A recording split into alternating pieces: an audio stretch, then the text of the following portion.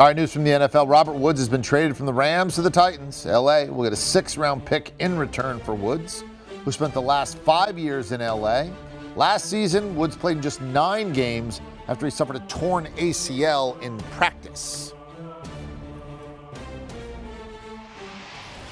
All right, Jamey Eisenberg jumping in. Let's get the fantasy ramifications of what this is.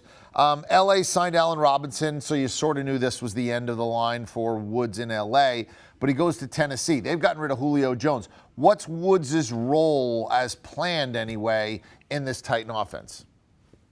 I mean, obviously, they've been looking for the last couple of years, since they moved on from Corey Davis, to find that complement to A.J. Brown, and obviously trying to enhance their passing game. And Robert Woods does a lot for this offense, but it doesn't necessarily help his fantasy value because you know what this team is, EK. It's pretty tried and true. It's Derrick Henry, occasionally A.J. Brown.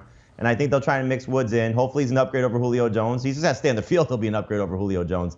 But I wouldn't undervalue the signing of Austin Hooper earlier this week. That's an upgrade at the tight end position that they haven't had in the last couple of years. So this is one of those moves that's good for the Titans. It's good for Ryan Tannehill, but it's not great for Robert Woods' fantasy value because remember at the start of his career, people were viewing him as a bust when he was in Buffalo. He sort of resurrected himself going back to LA where he had his college, roots with USC and was the guy, before Cooper Kupp really took off. So it sucks that this is going to be kind of his fantasy fate, but I just don't see him becoming a must-start guy. More of a 3rd receiver in a 3-receiver league, but could be even worse than that just based on the target potential when they run the ball so much. Yeah, this is a guy who's never a touchdown guy anyway, right? In LA, this is a guy you count on for his 5-6 touchdowns. I mean, he'd give you 90 catches, but he's going to score 6 touchdowns. And I always say, guys who don't score touchdowns, my kids can wear their jersey. We can cheer for them. They can be great citizens. They just can't be on my fantasy team. It's as simple as that. You have to put the ball in the end zone if you want to play on my squad.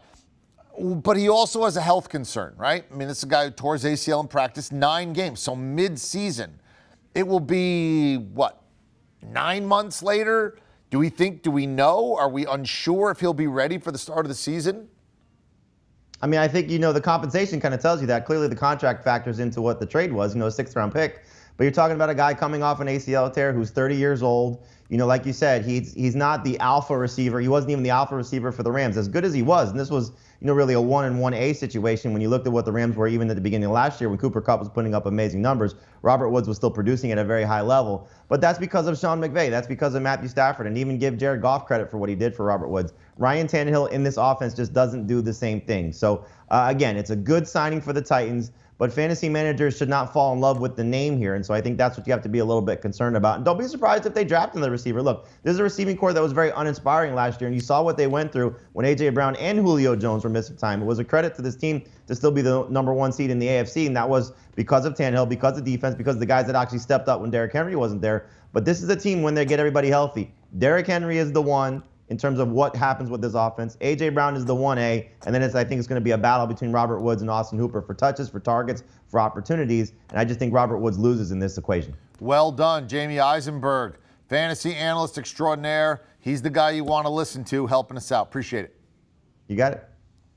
All right, Fantasy Football Today, you want to make sure you check it out. It's one of our great CBS Sports podcasts. You download, you follow, you enjoy.